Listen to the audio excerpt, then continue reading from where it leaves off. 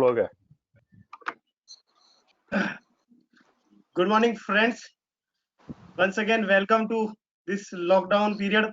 Today is the last day of 2.00 lockdown period. So, first of all, I welcome to dignitaries CA Dr. Girish Ahuja sir, CA Sunil Patodia sir, CA Virag Shah, and CA Vijendra Jain on this platform. Just to introduce myself, CA Abhishek Shah. I am starting the session and I am giving you a big brief background of our network. Our network, What Next team and CAs of Mumbai. We are working since last 6 years and we have connected around 15,000 professionals across India through social media platform via Facebook, WhatsApp group and Telegram groups. So now I request CA Virag Shah to give a brief introduction of Dr. CA Girish Ahuja sir. Virag Shah.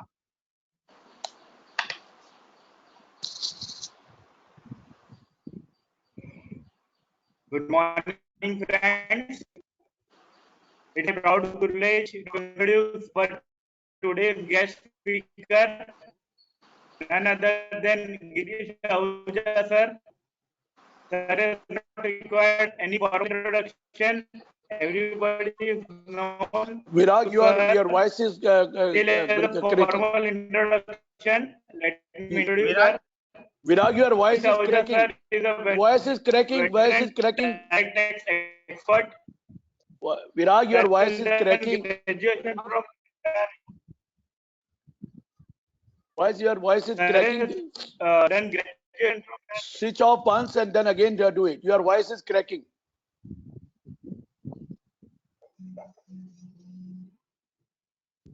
Hello. Yeah, now it is audible. Yeah. I think Virag's voice is not coming properly. So his voice is not coming. Tell him to unmute now. Okay. He's doing it. Yeah, Virag, please try.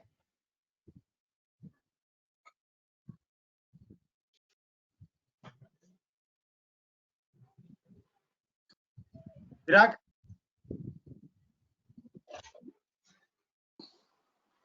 I think Virag unmute करो जरा अपने आप को.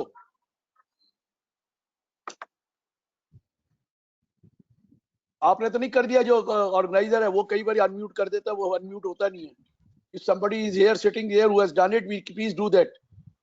Unmute वो कर सकता है, कई बार वो नहीं कर सकता जो host है. Who is the host? Let him unmute him. no, he's the only host. Virag is Himself is the host. Himself the host.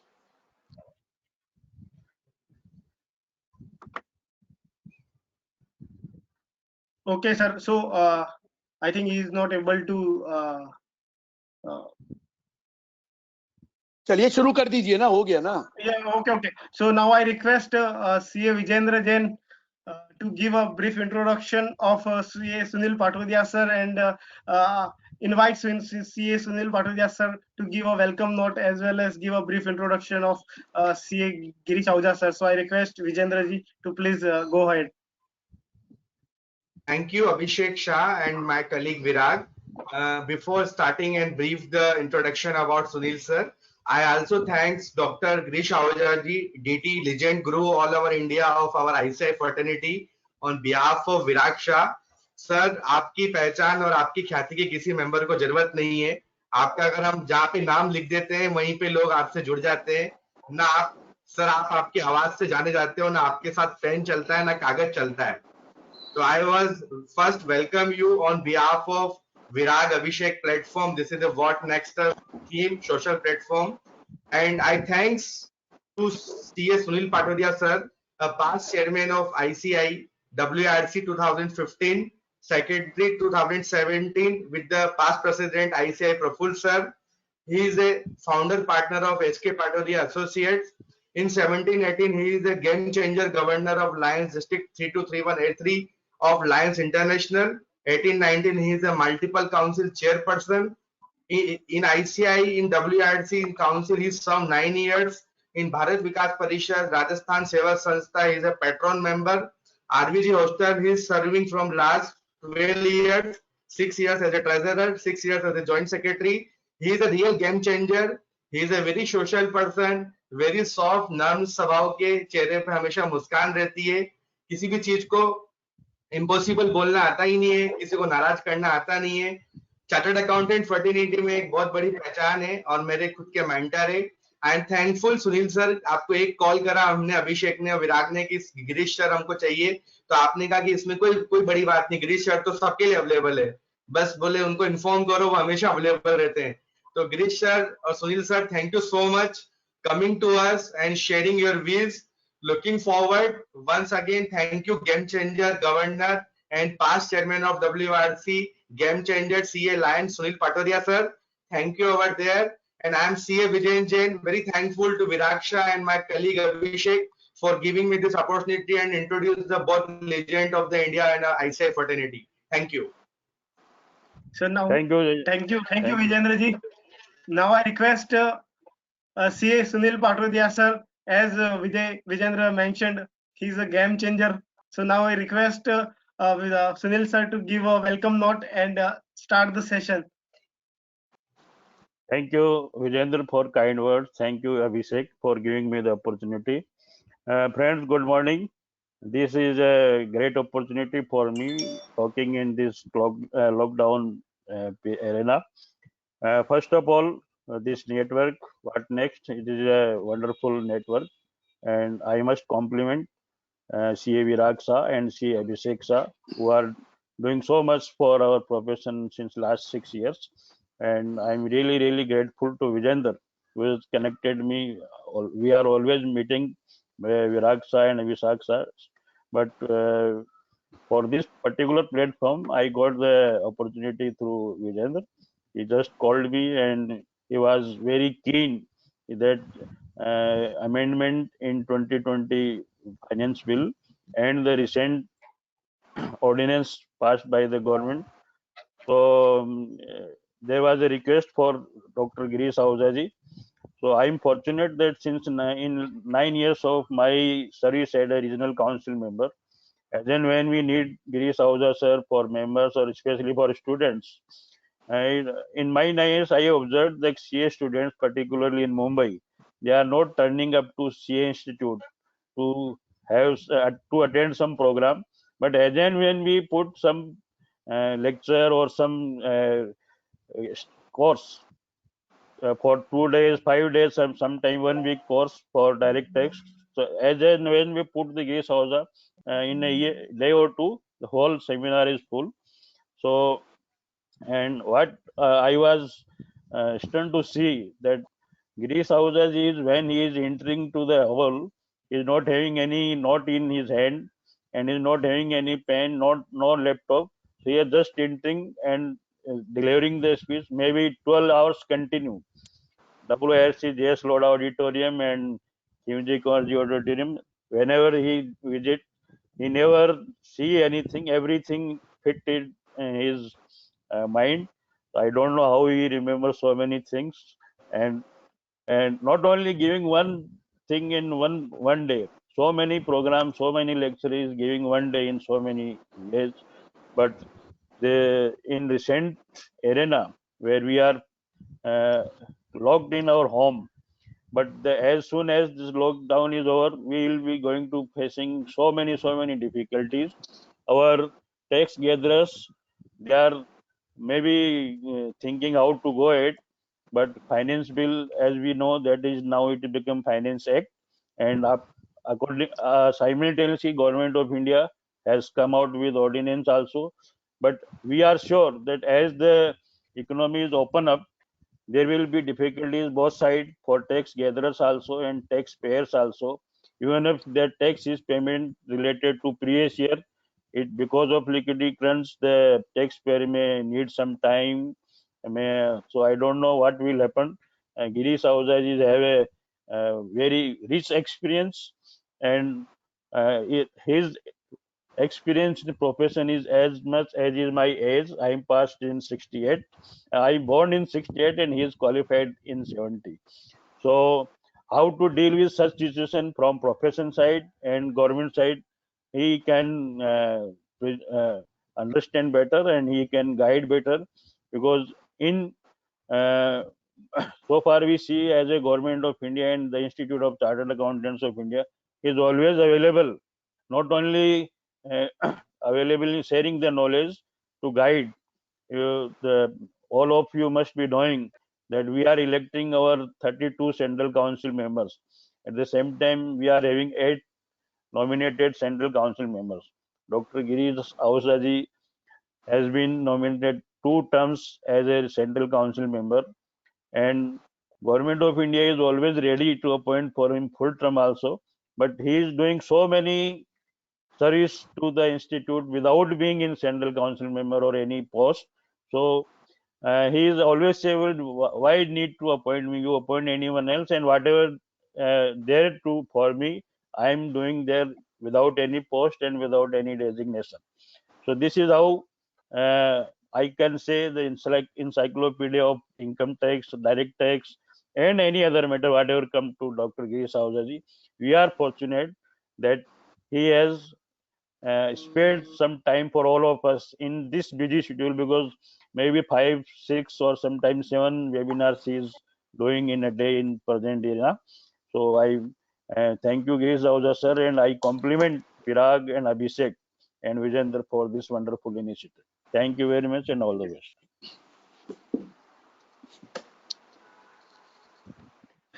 Now I request Girish sir to take the session. Good morning, friends. The past chairman of the WIRC and of course the biggest lion I have seen, I will call him a lion, of course, Sunil Patodia ji, and of course the coordinator of this program, Abhishek Saji, Virag ji, and Vijendra Jain. Actually, Vijendra Jain has been coordinating with me, but I thought I will give take his name only last of all. Virag could not talk, but I can see the trophies or the medals which he has won for delivering lectures. That you can see always, and you can appreciate his effort, in delivering lectures. So now let me come back. Let me tell you, I have divided this discussion in 2 parts. One is government amendment in Finance Bill 2 2020, which has now become Act.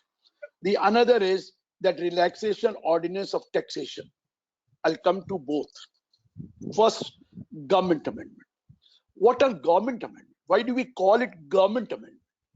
The bill is presented by the finance minister every year, and this time also it was presented on 1st February 2020. Now, after it is presented, it is in a public domain. And once it is in a public domain, we also give from the Institute of Chartered Accountants side post-budget memorandum, and they get lot of suggestions from industry, trade, commerce, and everything.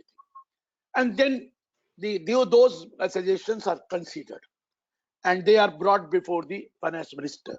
The finance minister, on the day of passing the bill, moves a certain amendment in the finance bill which she has already introduced in the Lok Sabha. She has moved this time amendment in finance bill. Even the MPs sitting can also move their amendments. Now those amendments are put to vote, clause by clause. They are put to vote. After those amendments are carried or passed, then those amendments are introduced in the finance bill. And then each clause of the finance bill is put to vote. Each clause of the finance bill after amendment is put to vote. And once it is passed by Lok Sabha, it goes to Rajya Sabha, and ultimately the president gives the consent, it becomes a finance act. So these government amendments were brought at the time of passing the bill. There were 40 clauses of the amendment, but don't worry, they are not 40 in number. For one section, there may be three clauses which were there for amendment. So there, if I sum up, there are only 18 clauses which are meant for you. At the same time, wait. The first is not very relevant. It is regarding what you call Director General of Income Tax or Principal Director General of Income Tax were not included in the definition of Chief Commissioner of Income Tax under Section 2, Clause 15. They have incorporated that, not meant for us. Now, the most important, please have patience. It will take 10 to 50 minutes time to explain that, and that is residential status. I remember on 1st of February 2020, I was giving a webinar at the institute premises. We always do that on the first day of the presentation of bill from institute in the evening. I was presenting that webinar. I was delivering the lecture. We got about 400 queries. I'm not talking about the other. 400 queries from Gulf countries. We got queries from Dubai. We got queries from Kuwait, Muscat, and so many things. Sir, what is this? What kind of a law this has been made? We are going to be in difficulty, and all that. 400 queries were there. At that time, I told them, don't worry, because we have treaties with UAE, we have treaty with Kuwait, we have treaty with Oman, we have treated with Qatar also. Then you will be less affected. He says, sir, but this is like the great difficulty, and we don't have treaty in Bahrain also. What will happen? I said, don't worry. You have already invited me to come there. I'll come there and explain to you. I went to Dubai, I went to Kuwait, I went to, of course, Qatar also, Doha. I went to even Muscat, Oman. 4 places I went there. I explained to them, but they had a lot of difficulties also in understanding that, saying that you are telling us to obtain tax residency certificate from all these, from this, and there are 8 million people outside India, and how to obtain a tax residency certificate is not an easy job. So then I came back. And I came back and went to I got appointment with the chairman. Chairman has been very kind to me every chairman has been very kind to me. Whenever I ask for appointment, they give me. Individually, they give me that appointment. I discussed with them that this is the problem. This is going to put them into a lot of difficulties. Sir, look into this matter. Institute also must have represented, I'm not saying that. But on my own, I have gone because I've been going many times there. They very kindly discussed that matter, and now they have brought the amendment. Now it is not that difficult. Now I'm going to talk to you. First, I will talk to you the whole thing, and then amendment simultaneously. What is Section 6? Residential status. And Section 6, Clause 1 talks about residential status of an individual. I'm repeating, you might have done your CA days. What is residential status of an individual? Listen to me carefully. Each one is important. An individual is said to be resident in India if he has been in India for a period amounting to all 182 days in the relevant previous year. If anyone is in India, whether citizen or non-citizen in India for 182 days, he becomes resident of India. Okay. Or if you don't satisfy this condition, the second condition says in the 4 preceding previous year, immediately preceding the relevant previous, he should have been in India for 365 days or more, and in the relevant previous year, 60 days or more. Just 60 days in the current previous year, and the 4 preceding previous year, 365 days, you become resident. But wait, there is an explanation which you read at that time also. The explanation is there are 2 clauses. Clause A of explanation and clause B of explanation. I'm not talking about A clause, because A clause is when you leave India for employment abroad, period of 60 days is taken as 182 days. I'm not talking about going from India. Now I'm talking about B clause. Listen to me carefully. What was the earlier one, and now it is what is changed. B clause says, in case of a citizen of India or a person of Indian origin who is outside India, comes to India for a visit, the period of 60 days in condition number 2 shall be substituted by 182 days. Meaning thereby, you are a citizen outside India, you are a person of Indian origin, you are outside India. We welcome you to come to India. If you come and stay here for a visit, 181 days, you are non-resident. But if you come and stay here for 182 days, you automatically satisfy the first condition. The second condition may not be seen at all, because 182 days you are resident. This was the law. Now, what is the change? What is the change? Please, this condition is not changed. This condition has been enlarged. Now, I will repeat the new condition. I'll repeat the old and then add more. In case of a citizen of India or a person of Indian origin who is outside India, comes to India for a visit, the period of 60 days in condition number 2 shall be substituted by 182 days. ये तो पहले से था 182 days. Now क्या किया? And In the case of a citizen of India or a person of Indian origin who is outside India, whose total income, excluding the income from foreign source, exceeds rupees 15 lakh in a previous year, the period of 60 days shall be substituted by 120 days. देखिए क्या कहा है, पहले वाले को change नहीं किया, but what has changed? In case of a citizen of India or person of Indian origin who is outside India. Now see, whose total income, excluding total income from foreign source, exceeds 15 lakh in that previous year, the period of 60 days shall be substituted by 120 days. Let me explain you what is total income, excluding income from foreign source. Total income means Indian income. Indian income means incomes received in India, deemed to be received in India, income accrue or rise in India, or income accrue or arise out, deemed to accrue or rise in India. Two more income. You don't have to take foreign income from foreign source, but two foreign income to be taken. One, income from a business outside India, but that business is controlled from India. Income of a profession outside India, but that profession is set up in India. If these two income plus Indian income, if it exceeds 15 lakh in that previous year, I repeat, Indian income plus two foreign income. What is that foreign income? Income of a business outside India, which is controlled from India, or income of a profession which is outside India, which is set up in India. If these two plus the Indian income exceeds 15 lakh, then you can come to India for a visit for 119 days. You will not be called a resident. 119. The moment here you are here for 120 days, you will be called a resident. You will be called resident. I'll come back to this 15 lakh and everything again. I'm stopping here. I'm coming back now. Now they have inserted clause 1A under section 6. Listen to me carefully. I'm not going to tell you what happened earlier. Now new change. What is there? In case of a citizen of India, only citizen, person of Indian origin I'm not talking about. In case of a citizen of India whose total income without including the income from foreign source exceeds 15 lakh, but if he is not liable to pay tax in the foreign country or a foreign territory by reason of his residence or domicile or criteria of similar nature, then he will be treated as deemed to be resident in India. मैं दोबारा समझाता हूं. In case of a citizen of India, citizen, person of Indian origin not included, who is outside India, whose total income, including the two foreign source income, there are other not.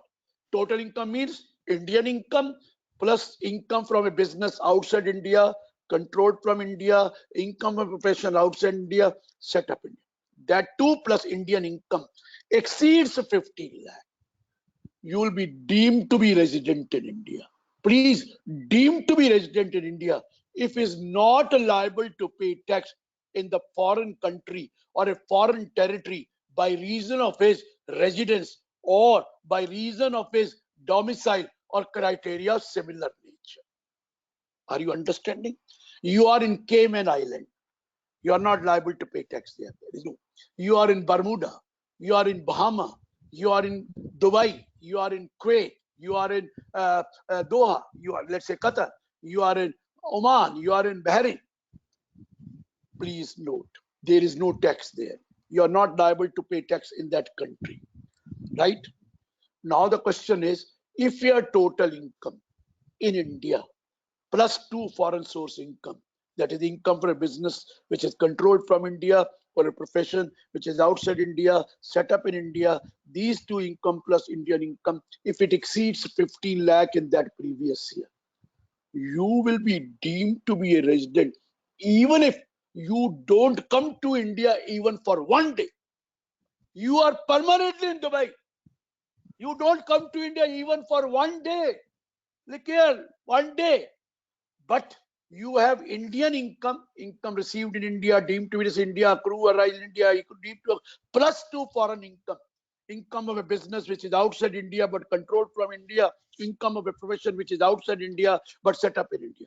If it exceeds 15 lakh in that previous year, you will be deemed to be a resident. Don't worry, deemed to be a resident. So now, even if you don't come to India for one day, they are deemed resident. This is like USA. In USA, if you are a citizen of USA or holding green card of USA, you will be deemed to be resident of USA, come what may. You don't come to USA even one day. You don't stay in one day. USA said you are citizen of India. Oh, sorry, you are citizen of USA or green card holder. You will be resident of USA. You will pay tax on the global income.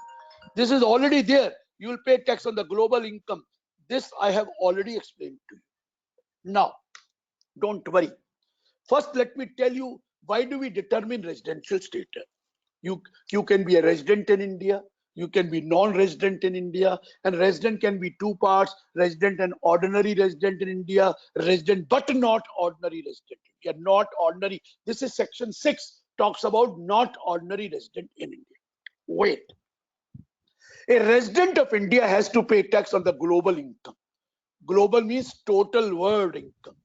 Wherever earned, he pays tax in India. It's a different thing.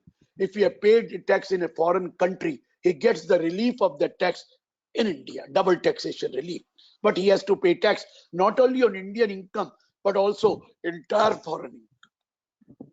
But if you are not ordinary resident, carefully, Vijendra ji, listen to me carefully. If you are not ordinary resident, you have to pay tax. Income received in India, deemed to be received in India. Incomes accrue or rise in India, deemed to accrue. This everybody has to pay. Now, third income. Income from a business which is outside India, but controlled from India. Income of a profession which is outside India, but set up in India. Only these two income.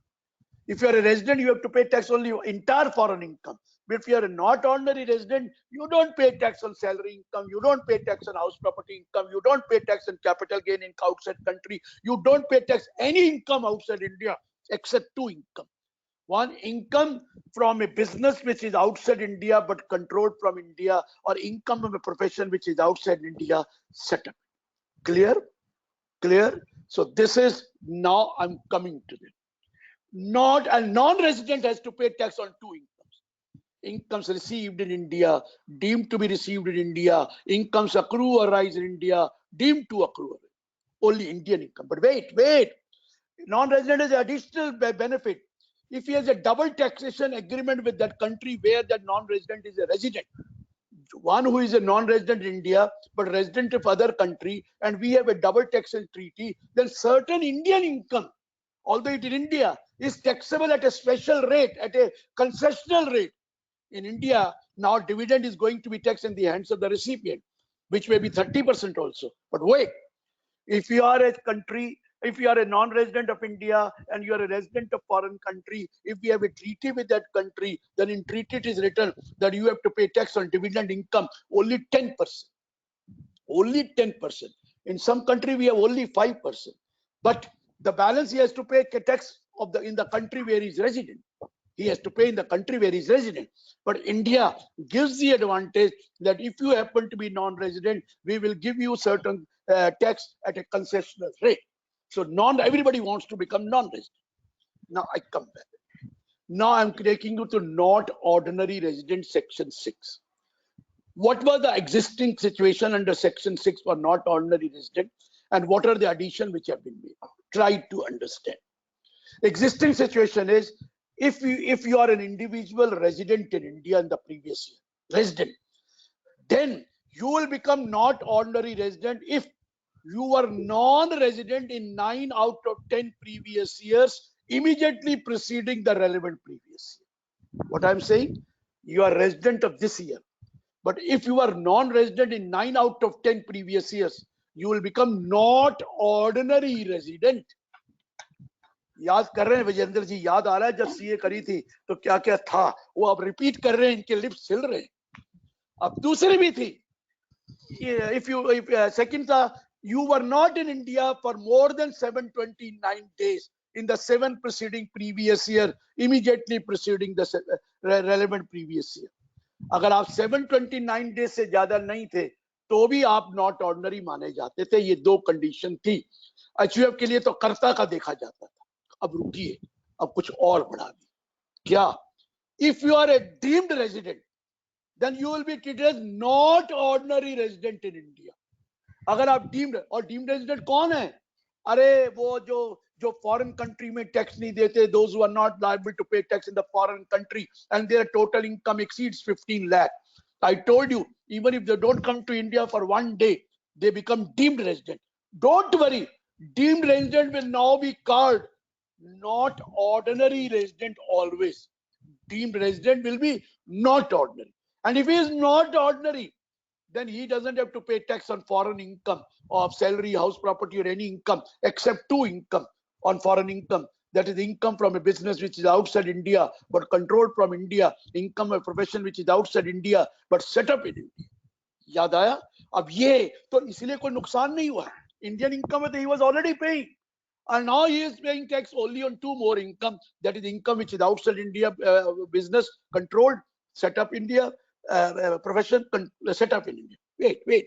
उसके बाद भी बताऊंगा. He will have additional advantage. Wait. Now I am coming to that point which I told you under clause B. क्या था clause B? In case of a citizen of India or a person of Indian origin who is outside India comes to for a visit to India, the period of 60 days पहले में था will be substituted by 182 days. इसमें कोई change नहीं.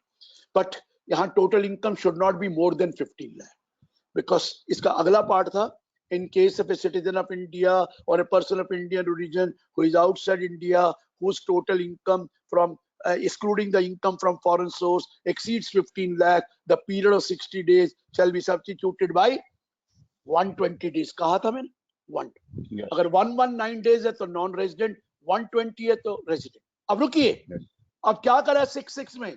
That if you are a citizen of India or a person of Indian origin, you are outside India, your total income exceeds 15 lakh, you can come to India even for 120 days to 181 days. If you are here for 119, non-resident. But if you want to come here for 120 to 181 days, you will be called not ordinary resident. And once you are not ordinary resident, you don't have to pay tax on foreign income. Only two foreign income are liable to pay tax. One is income from a business which is outside India but controlled from India, or income of profession which is outside India, set up in India. Clear? So we have given the benefit. Many people in India have become non-resident. Many reasons for that. They have shifted to foreign country. There are people who says India is a corrupt country. Don't tell me that India is a corrupt country. They have taken the money by corrupt practices, money laundering to a country outside India. They have taken the money otherwise also under a liberalized, under a scheme where you can take a non-resident $1 million every year. Every year they can take. They are taking away the money from India and then saying India is a corrupt country. India is not corrupt. You want to save tax by becoming non-resident in India. You want to do that. And you know that Black Money Act came. In Black Money Act, a resident and ordinary resident, now आप अपना form number देखिए, form for filing a return. If you're a resident and ordinary resident, you know that if you have a foreign income or you have a foreign asset, you have to give complete detail of that foreign income or foreign asset. And they have not given complete detail when the Foreign Bill, Black Money Act came in 2014. So they are avoiding now that if they are caught some money, they are caught that you have a money outside India, you have an asset outside India, you have not given in your return of income, then you will be liable for imprisonment. So they are becoming now non-resident. Okay, you become non-resident. But now we will not allow you to come to India for more than 119 days if you are having a total income in India plus your for two foreign income more than 15 lakh. Come to India for 119 days. If you are here for 120 to 181, we'll call you not ordinary resident in India. And the moment you are not ordinary, you will be liable to pay tax not only on Indian income, but two more foreign income which accrue or rise outside, income from a business outside India, controlled from India, income from a profession outside India, set up in India. I can give you the example. Many people have settled abroad. Even I've been told, I cannot verify. Harish Salve sir, he's also now living mostly in outside India, and he has become non-resident of India. No problem, sir. Most welcome. But wait, you are practicing in India. You have a profession. You are registered in the Bar Council of India. Your profession was set up in India. Now, if you have a total income in India more than 15, what to talk about more than 50? He may be having crores of rupees income in India, plus 2 more income. Then his income from a profession, which is outside India, professional income is earning, shall also be taken into account if you are here for 120 days to 181 days, because that your profession was set up in India and you have earned income from a profession outside India, but that profession is set up in India, pay tax on that. Otherwise, don't come here for more than 119 days. But wait, it is only if you are not ordinary resident, you pay tax only that profession which is set up. But still you wait. Don't worry. We have double taxation treaty. In double taxation treaty, you have to be resident in one of the two countries before we apply the treaty, either of that country or India. But there are certain cases in a treaty where you are resident of both the countries. You are resident of foreign country also, you are resident of India also. When I say resident, it includes not ordinary resident also. The deemed resident also included. That Gulf people now will be called deemed resident. You are resident of this country. You may be a deemed resident of this country. You are not ordinary resident of this country, and you are also resident of that country. What happens if you are resident of both countries? You remember we won 2 matches from New Zealand, 2020 matches, where there was a tie. And when there was a tie, we applied tiebreaker rule in T20. What is the tiebreaker rule? You play super over. कोई impression नहीं था विजेंद्र जी का tiebreaker के ऊपर क्या बात है? You play super over. When you play super over, whichever team scores the maximum will be the winner. But suppose both the teams scores the same number, then you have to play another super over because there is another tie. You keep on playing a super over till it is finally decided who is the winner. Am I right? This is the law.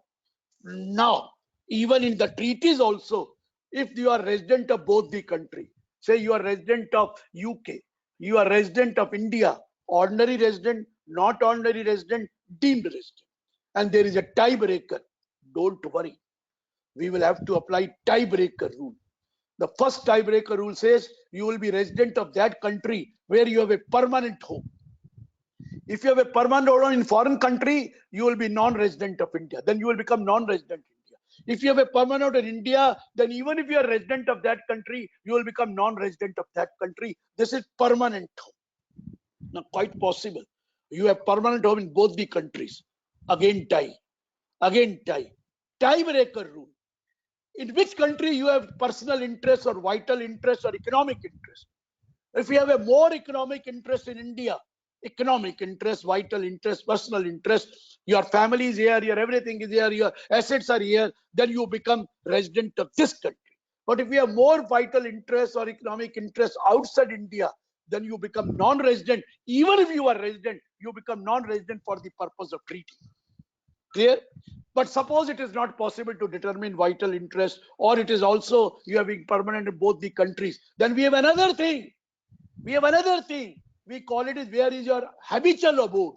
ये तीसरा tie breaker है, where you are habitually you have habitual abode. कहाँ आप regularly रहते हैं वो भी होगा, नहीं तो फिर नेशनैलिटी देखते हैं. कई टाई ब्रेकर रूल है. लेकिन जब भी आप 2 कंट्री के रेजिडेंट होंगे, जिससे आप वहां के भी रेजिडेंट यहाँ पे, आपको टाई ब्रेकर रूल लगाना ही पड़ता है. And if I become non-resident due to tiebreaker rule, because let's say Harish always become non-resident because of tiebreaker rule, although we have told them you are here for 120 days, you are ordinary and not ordinary resident. But if there is a tiebreaker rule, let me tell you, in that case you become non-resident. And the moment he is non-resident, he does not have to pay tax on any foreign income. No income, even that business which is outside India, controlled from India, profession outside India, set up in India, he doesn't have to pay. He has to pay tax only on Indian income. That everybody has to. And that too, on Indian income, the tax is not payable at the normal rate, like on dividend, like on interest, like on royalty, like on fee for technical services. In a tiebreaker rule, the amount to be paid in India, where you become non-resident, is much less than the normal rate. So therefore, don't worry even if you become not ordinary resident or non-resident, deemed resident or a resident. Still we have a tiebreaker rule, and where you will not have to pay so much of tax in India. So this was discussion on section 6.6. I have explained in detail, but there may be people who may be interested to know more about it. We will take up the question session later. But I have tried to explain each and every angle, including the double taxation treaty. Coming to now next thing. Listen to me now carefully. Section 1023C. Charitable institutions, those who got approval under 1023C. You know, we have charitable trust or institution. One, they are covered under 12AA registration, that is charitable and religious institution. But there are certain institutions under 1023C. I'm talking about university, college, or educational institution, not for making profit but imparting education. They are covered under 1023C. And or hospital or medical institution, they can take approval under 1023C. 1023C exemption. 11, 12 also 12AA exemption. But there are difference between 1023C and 11 and 12. I don't want to go to detail of the difference, but the most important difference which I want to talk to you, why there is an amendment. They have said now, we recommended, we were redrafting the Income Tax Act. I was the member of the task force to redraft the Income Tax Act of India. We have already redrafted it and given that to the government of India. They have to take their decision. Income tax has been redrafted. Now wait, we told them, sir, look here, there are charitable trusts who are registered. They might have been registered 10 years back, 20 years back, 40 years back, 50 years back, or maybe 2 years back. Or there are certain charitable registered. In case of 1023, we call approval. In the case of a 12AA, we call registered. There may be, these are approved 20 years back. Now they have the registration number when they file return or approval number, but they don't have a certificate of registration or certificate of approval. What really happens is that AO, when during scrutiny assessment, asked for a certificate of registration and approval, we don't have. And that certificate is also not available with the Income Tax Department. We told them, do one thing. Let everyone, all charitable trust institutions or which are covered in 1023, let them apply once again. Re-registration, re-approval in a simplified form, yet to be notified by 31st August. Let me tell you, all charitable trust or institutions who are registered under 12AA or all charitable institutions who are under 1023C are supposed to apply fresh by 31st August. Everyone in a simplified form to be notified, and you will be given registration unique ID without any questioning. But we had gone up to that level, but they have gone further. They said now this re-registration form or whatever you got will be valid for a period of 5 years. Earlier it was valid for permanent, 5 years. And you will have to take renewal of that at least 6 months before the expiry of 5 years. That means before 4.5 years, you will have to seek renewal every 5 year time. You have to seek approval. And then they pointed out one more thing, that if you have 1023C approval and 12AA registration, you have both. Then look here, you will have to keep one. Either go under 1023C or go under 12AA. Earlier, you could make a choice every year. You want to go 12AA, do it. Next year, you may go 1023, do it. But now you have been told on 31st August when you apply, it will be only one registration, approval. Now I told them, you have given this condition, but look here, and section 11.12, that is 12AA registration, there are certain benefits which are not there in the case of 1023C. and therefore they will not go, charitable institution like college, university, or a hospital, they will not go to 1023C because that benefit is not available in 1023. They said, name it. I said, corpus donation. There is a voluntary contribution with a specific direction that it will form part of the corpus of the trust is only exempt under 11 subsection 1 clause D, provided you are registered. 11(1)D. The corpus donation was not exempt under section 1023C. You had to apply 85% to claim exemption. You could accumulate 15% of corpus donation, balance 85 you had to apply. But wait, after my persuasion and talking to them, they have been very kind to bring a government amendment by inserting explanation to proviso 3 to the section 1023C, stating that in the case you are registered, you are approved under 1023C, the corpus donation in your case shall also be exempt. Shall also be exempt from 1st April 2020. That means you need not spend that. Earlier, you were supposed to spend 85% to claim full exemption. Now you need not spend. It is just like 11(1)D exemption. So now you have to decide where will you go. 1023C approval, 12AA, only one allowed. If you have only one, apply the renewal for that. If you have both, only one. This is 1023C amendment which has come. You should know that. And please note, by chance, if you want to change from registration to approval or approval to registration, you can do it later. But at this stage, only one. Only one. But you will not carry both the registration and approval. What are the other differences? When you talk about charitable trust, there I have given so many lectures already on charitable trust. There I have mentioned that. It may be available on YouTube. You can always see it. Going further. This is the change in 1023C, which I wanted to tell you.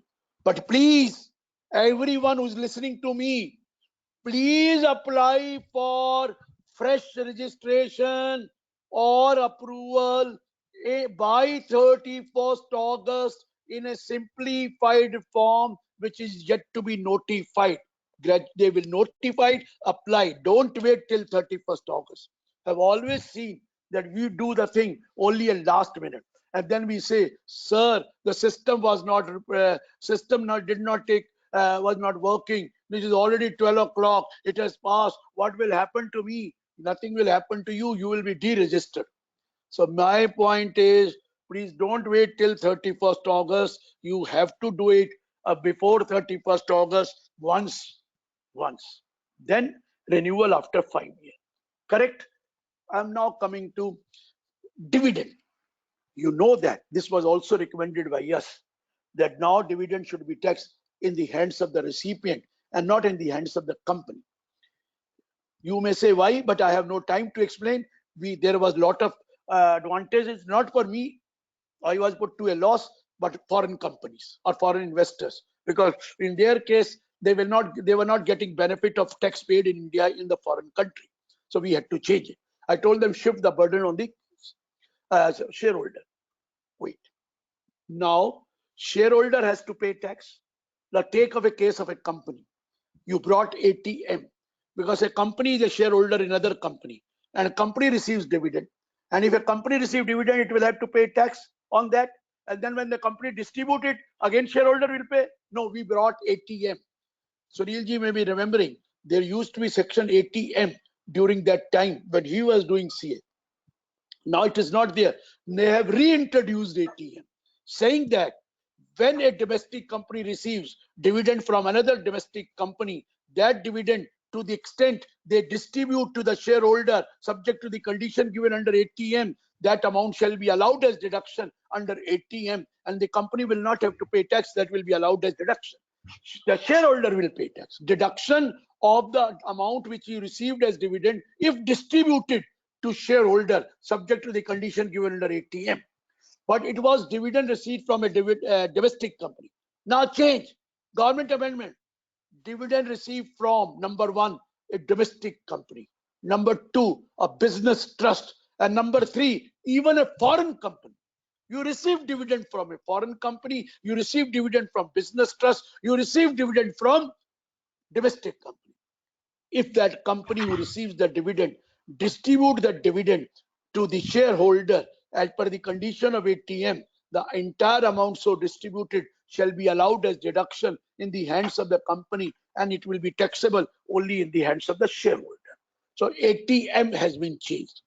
There was a small change also under 15O, 115O, and what you call 1034, which now has lost its importance because we are holding the seminar on 3rd of May.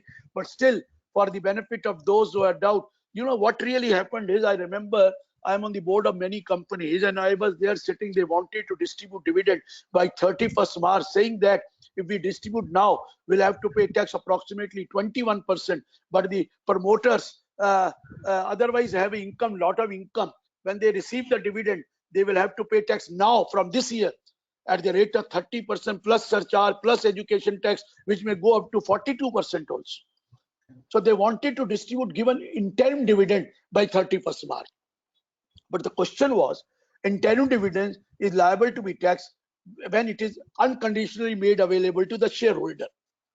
They say, sir, we will declare, we will do it on 31st March or 30th March or 29th March. I can make RTGS for those who for record I have, but there are many shareholders to whom I will send dividend warrant. And if I give dividend warrant, they will receive this dividend warrant only after 31st March. And in 1034, it is written that on or after 1st April 2020, if you receive the dividend, the exemption will not be there. And 115O says you will have to pay tax. Sir, how can it possible? They are receiving after 31st March, but I have declared and paid tax on 31st March. So now the amendment has been made. Please, if you have received dividend on or after 1st April 2020, but on which the company had already paid dividend distribution tax, then in that case, that amount will not be taxable in your hand. Will not be taxable in your hand. It is only when it is declared on or after 1/4/2020 that will become taxable in your hand, and not declared before 31st March 2020. Clear? This I wanted to tell you. Next change. Next change. I've told you ATM. Now I'm coming to a very important point. 115BAA and 115BAB. Look here. Taxation Amendment Act 2019 gave you a benefit that the companies, domestic company, can now pay tax at the rate of 22% plus surcharge 10% plus education cess 4%, if provided they will not be given exemptions or deductions which are allowed to otherwise. And in 115BAB it said you can pay tax at the rate of 50% if you incorporate a company on or after 1st October 2019 and you start manufacturing your production, then you will be given the benefit of 15% tax, but you will not be given certain exemptions or deduction. This is 15%, there it is 20%. 15 plus 10% plus surcharge, here it plus education tax, here 22 plus 10 plus education. Wait. In the bill, in the taxation amendment, it was said that in this case, this company will not be allowed deduction under Part C of Chapter 6A, because this was applicable for previous year 1920, assessment year 2021, which is already previous year is finished. Now it is assessment year 2021. They said you will not be allowed deduction under Part C of Chapter 6A, that is 80IA onwards, 80IA, 80IB, 80IBA onwards. But at that time it was written that you will be allowed deduction under 80G or 80GGB, which is under Part B of Chapter 6A, that will be allowed. That was in the Amendment Act. But what happened in the Finance Bill 2020 when it was presented? They said no deduction under Chapter 6A, even for Part B will not be allowed. For previous year 1920, assessment year 2021 relating to 80G or 80GGB, they said will not be allowed. Wait, because of this COVID disaster, now they wanted money, they wanted donations, and donations are covered under 80G. They had said you will not be allowed even for previous year 1920, assessment year 2021. Now with the government amendment, they have shifted this, that from next year ATG, ATGGB not allowed. 1st April 20 onwards. For previous year 1920, assessment year 2021, ATIA etc. will not be allowed, but ATG and ATGGB will be allowed to you. This they have given under government amendment. And they have also amended, they are also given concession, you know, that under the ordinance, saying that even if you donate up to 30th June, you can claim that deduction in the previous year 1920.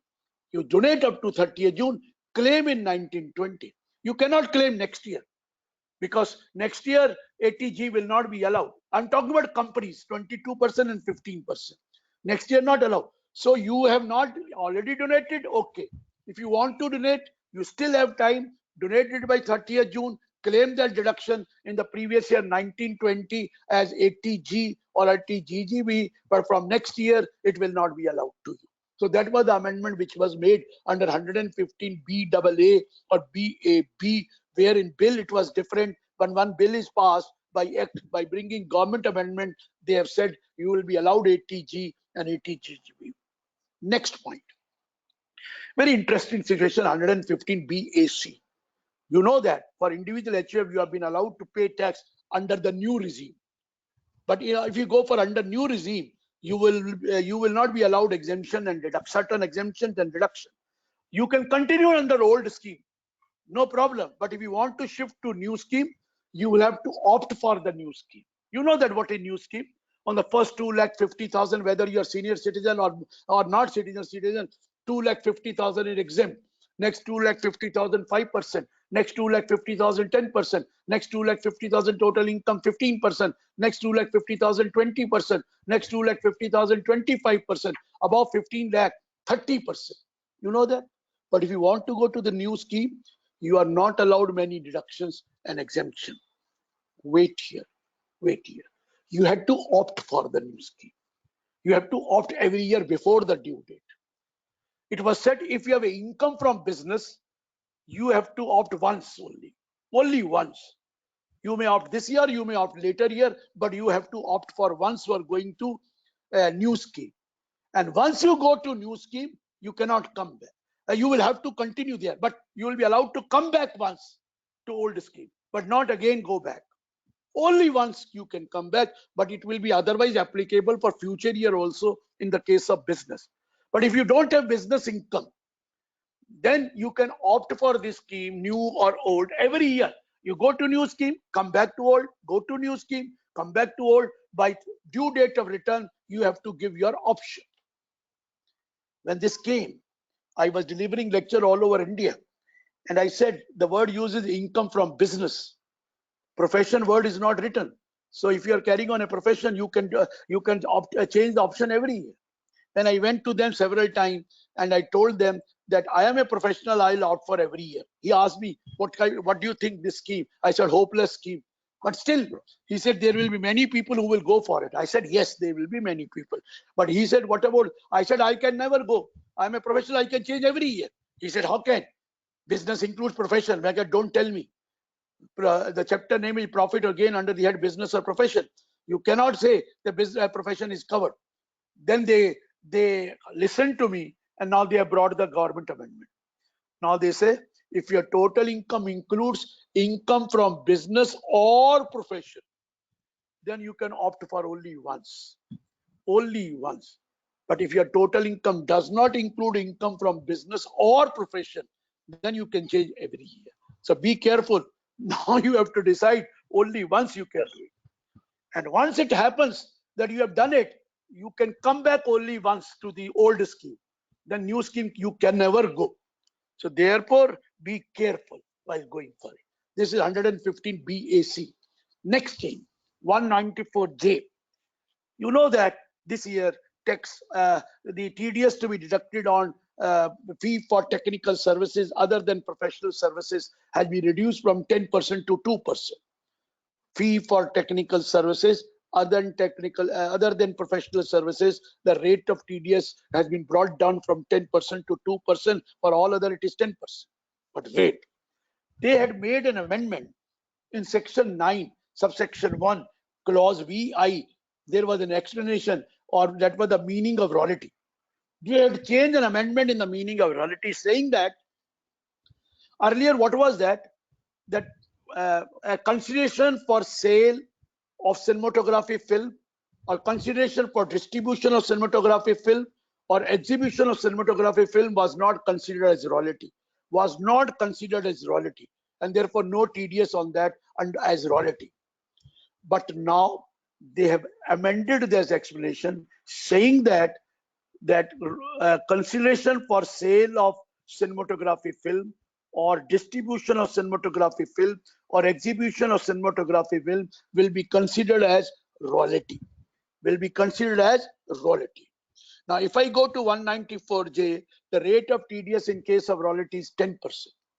Now they have brought an amendment that if there is a royalty, now please listen to me carefully, if there is a royalty in the nature of consideration for sale of cinematography film, or nature of consideration for exhibition of cinematography film, or consideration for distribution of cinematography film, you will have to deduct TDS at the rate of 2% instead of 10%. Royalty also for this item 2% instead of 10%, with effect from 1st April 20. You are in Bombay. In Mumbai, there are all producers, they're all distributors also. Please go, tell them. These days they are silent. These days my company sale is equal to the sale of a Maruti Suzuki also. Is my company sale is also equal to the sale of Mercedes car or everything, because their sale is zero, my sale is also zero. So I have leveled them. But wait, you please note, whenever the producer sell his cinematography film, or gives for distribution, or distributor gives for exhibition, TDS will have to be deducted at the rate of 2% of the consideration. 2%, not 10%. This is 194J. Next change. 194N was brought last year. What was that?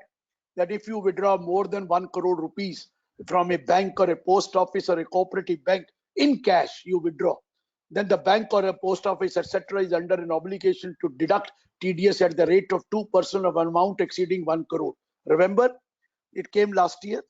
Now 194N has been substituted by a new 194N with effect from 1st of July 2020.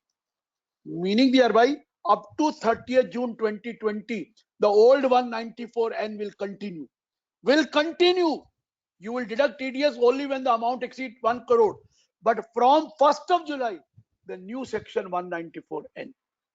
The first basic thing is not changed. The first basic is same. If you withdraw more than 1 crore, they will deduct 2% of amount exceeding 1 crore. But now they have inserted 2 proviso, saying that new section 194, provided that if the assessee has not furnished return of income for the past 3 assessment year, even if you have furnished one, no problem. But if you have not furnished your return of income of past 3 assessment year before the expiry, then in that case, the TDS will be deducted by the bank, etc., of an amount exceeding 20 lakh at the rate of 2%. Now it is not 1 crore, 20 lakh. When you calculate 20 lakh, you will see also April to June withdrawal also. April to July, because this is applicable from 1st July. And if from April to June it is already 20 lakh, then anything you withdraw after 1st July, 2%. If April to June it was less than 20 lakh, the moment you cross 20 lakh, there will be 2%. If you have not furnished return of income for the past 3 years, and above 1 crore, in this case, 5%. So be careful for those who have not furnished the return of income of the past 3 years. Banks, post offices, cooperative bank will be under an obligation with effect from 1st July 2020 to deduct TDS of an amount exceeding 20 lakh as withdrawn in cash. And when they withdraw more than 1 crore, 5%. So this is 194N newly incorporated. Next change. Remember, section 206C1G and 206C1H was introduced for collection of tax at source. 206C1G was if you transfer the amount under a liberalized remittance scheme, you are sending the amount outside India under a liberalized remittance scheme. You know, under liberalized remittance scheme, you can send $250,000 every year. Now, if you are transferring more than 7 lakh, the authorized dealer was under an obligation to deduct, to collect TCS at the rate of 5%. And second was also there, foreign package tour. The tour operator was supposed to collect the tax at the rate of 5%. This was 1206C1G. There was 20C1H. If your turnover of the preceding, you are a seller, your turnover of the preceding year exceed 10 crore. Then while receiving the payment from the buyer, if it exceeds 50 lakh, you are supposed to collect TCS at the rate of 0.1%. Remember? Now look here. First, they were applicable from 1st April 2020. This has been shifted, postponed to what I say, 1st of October 2020. 1st of October 2020. No collection outsourced from April to September. It is 1st of October 2020. Right? Now, 206C1G, what is the change? Because now you have to deduct from October, not from April to September. If total remittance during the year, including April to September, exceeds 7 lakh, it does not exceed 7, no TCS. Does not exceed 7, no TCS. But if exceeds 7 lakh, while collecting 7 lakh limit, April to September will also be included. If it exceeds 7 lakh, then from 1st October, you will collect 5%. 5%. I told them, sir, 5% is a very big amount. They say, people, it will be pinch a lot. I said, look at a person, the children are studying abroad. He has taken a loan for education of his children. He's sending that money. You will say pay 7%, 5% also as a TCS. With great difficulty, he arranged a loan for education. At least don't do that. I said, there is a medical also treatment to be done outside India. He says, medical better in India. You have seen in COVID also. हालत of America क्या है? Medical के लिए नहीं किया, लेकिन उन्होंने कर दिया education के लिए. Now, if you have borrowed money, if you have not borrowed money, then you have sent more than 7 lakh, 5%. But 5% to be deducted from 1st October. While calculating 5%, April to September will also be counted. If you have already exhausted 7 from 1st October, you deduct.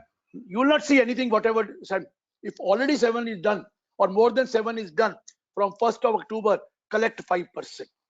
But if nothing was sent or less amount was sent up to 7 lakh, no, balance 5%.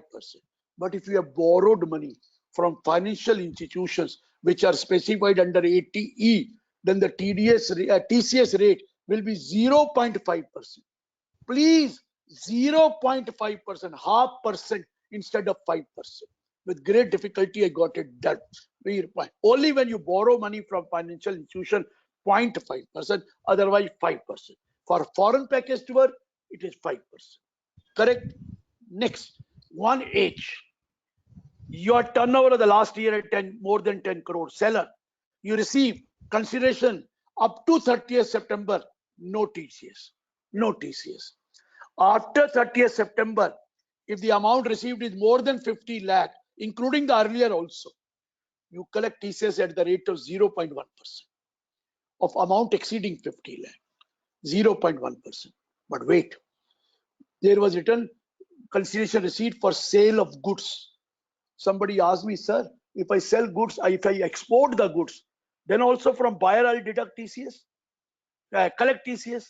Now they have said, no, sale of goods other than goods which are exported. Exported goods from buyer, you don't collect TCS. Other goods, you collect consideration receipt more than 50 lakh, collect TCS. One I have left, 194O, e-commerce operator to collect TCS from e-commerce participant at the time of making payment. That has also been postponed to 1st October. No TDS under section 194O up to 30th September. This will be applicable from 1st of October 2020. These are the amendments which I have given you, government amendment. Now I'm coming to the second part of my discussion. We will take the questions afterwards. Let me complete it and then we will take the questions. What is the next one? Listen to me carefully. Listen to me carefully. The name of this ordinance is Taxation and Other Law Relaxation of Certain Provisions, Ordinance 2020. Ordinance 2020. Relaxation of certain provision. Of what provision? Taxation and other law. Wait. First point is, why ordinance? Whenever Parliament is not sitting and you want to bring some amendment in any law, you cannot, you have to bring amendment bill, but Parliament is not there, then you bring ordinance that. That ordinance is on the recommendation of Prime Minister. The ordinance is issued by the President of India. And that ordinance, you have to get approval of the Parliament within 6 months of the next sitting of the Parliament, within 6 weeks of the next sitting of the Parliament. Whenever the Parliament sits next, within 6 weeks of that, you have to get the approval of this ordinance, or you convert this ordinance into a bill and then get the approval. This is the ordinance now. Now, please, this ordinance is not only for Income Tax Act. This ordinance is for Specified Act. Please note the word Specified Act. There are 8 acts for which ordinance has been brought. First name of the act is Income Tax Act. Second name of the act is Wealth Tax Act. You will all say, why Wealth Tax Act? Wealth Tax is gone, but wait. Wealth Tax Act. Third is the Black Money Act.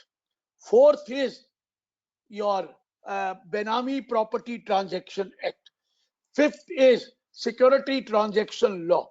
Sixth is Commodity Transaction Law. Seventh is Equalization Levy. And the 8th is Vivad Se Vishwas Act.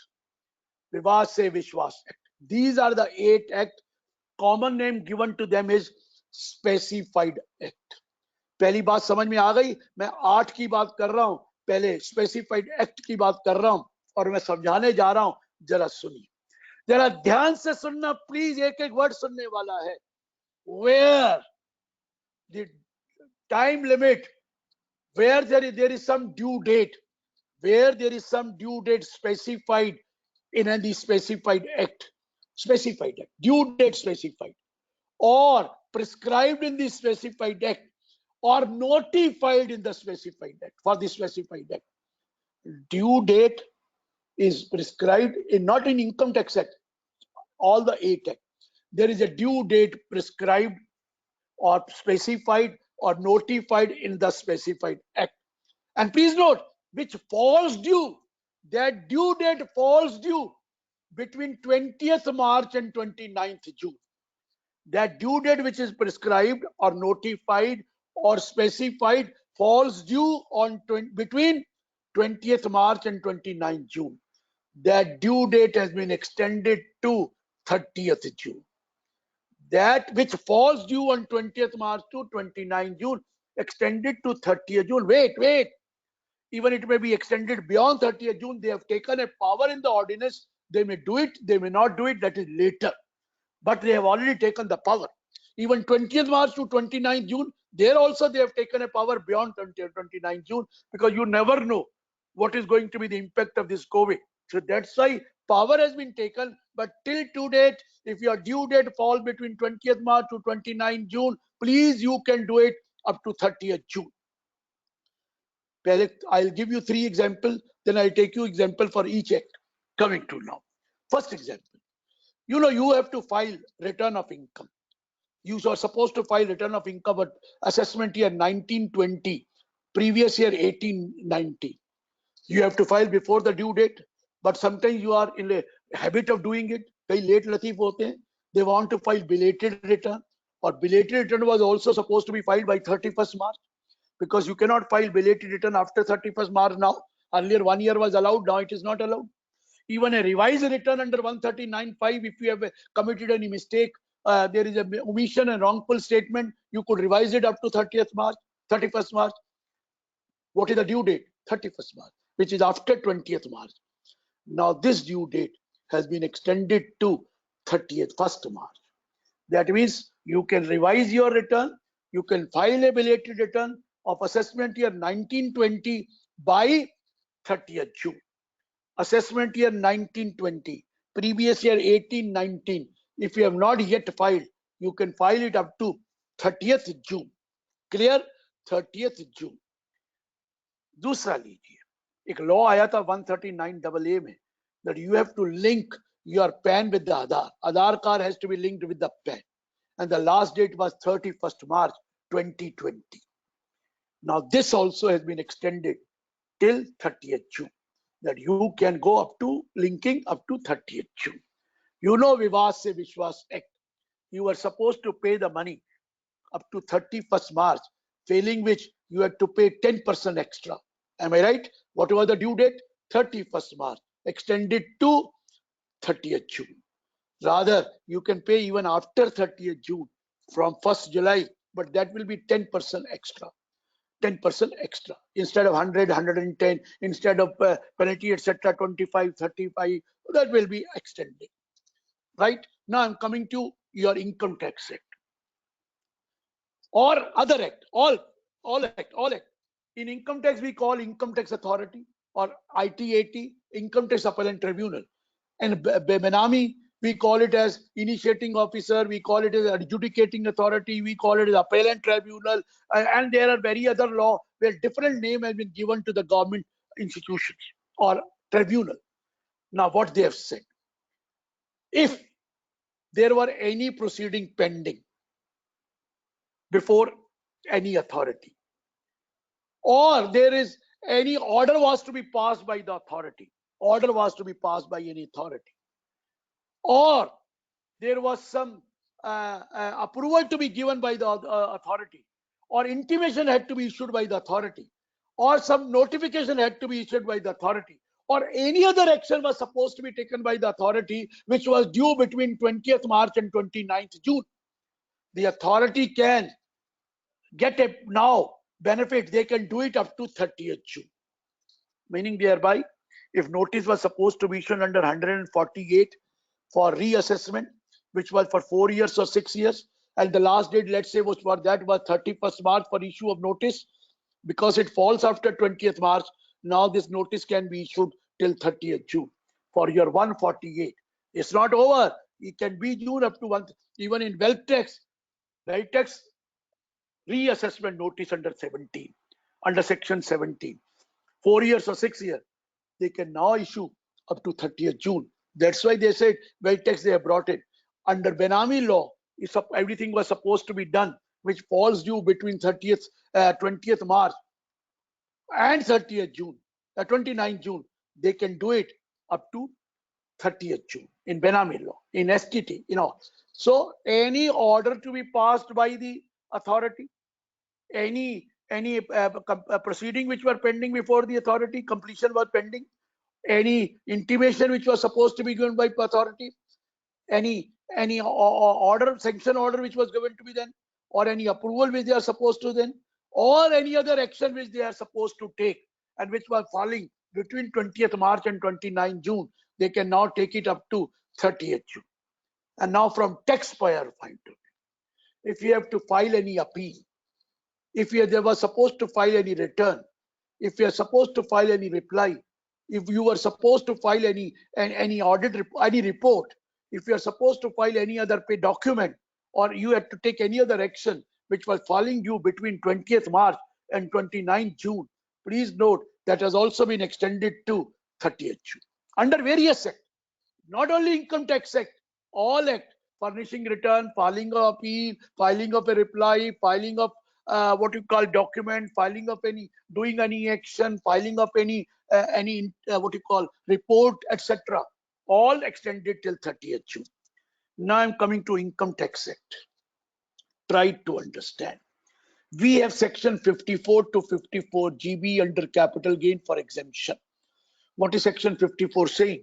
If you sell a residential house, you are individual HUF, you sell a residential house, you acquire a residential house within a period of 2 years, immediately from the date of transfer, or construct a new residential house within a period of 3 years from the date of transfer, the capital gain so invested shall be exempt. Remember? Now please note, if the period of 2 years or period of 3 years was expiring between 20th March and 29th June, if that period was expiring between 20th to 29th June, it has been extended to 30th June. This is 54.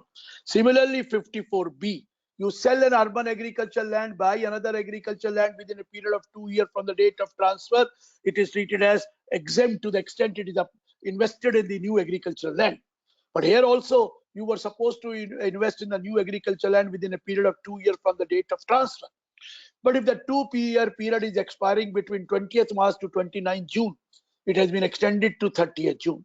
Like 54EC, you sell any land or building, you have a capital gain, you can invest up to 50 lakh capital gain in the Rural Electrification Corporation bond or the National Highway Authority bond within a period of 6 months from the date of transfer. 6 months from the date of transfer. Remember?